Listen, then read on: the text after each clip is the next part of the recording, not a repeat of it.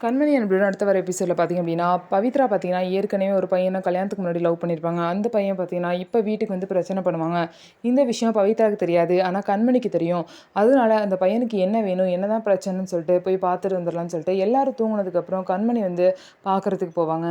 அந்த பையனை பார்க்குறதுக்கு கிளம்புன கண்மணியை பார்த்திங்க அப்படின்னா, அன்போட அண்ணியும் அக்காவும் பார்த்துட்டு கண்மணியை ஃபாலோ பண்ணிட்டு போவாங்க. ஃபாலோ பண்ணிட்டு போனது மட்டும் இல்லாமல் பார்த்தீங்கன்னா, அந்த பையன்கிட்ட போயிட்டு இந்த மாரி, "நீ பவித்ராவ லவ் பண்ணேன்னு சொல்லக்கூடாது.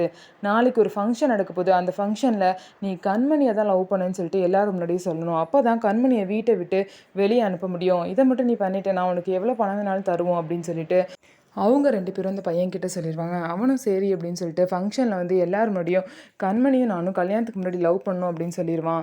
உடனே அன்பு பார்த்தீங்கன்னா, அந்த பையன்கிட்ட வந்து, "நீ என்ன சொன்னாலும் கண்மணிய பத்தி நீ என்ன சொன்னாலும் நான் நம்ப மாட்டேன். கண்மணிய வந்து நான் ரொம்ப நம்பிக்கை வச்சிருக்கேன் அவன் மேல." அப்படின்னு சொல்லிட்டு அன்பு எல்லாரும் முன்னாடியும் சொல்லுவாரு. ஸோ இதுக்கப்புறம் என்ன நடக்க போகுது? இதுக்கு பின்னாடி யார் இருக்கா? அப்படிங்கிற விஷயத்த கண்டுபிடிப்பாங்களா? இல்லையா? அப்படிங்கிறத வெயிட் பண்ணி பார்ப்போம். நம்ம வீடியோ உங்களுக்கு பிடிச்சிருந்தா, நம்ம வீடியோவ லைக் பண்ணிக்கோங்க. மறக்காம நம்மளோட சேனல சப்ஸ்கிரைப் பண்ணிட்டு பாருங்க.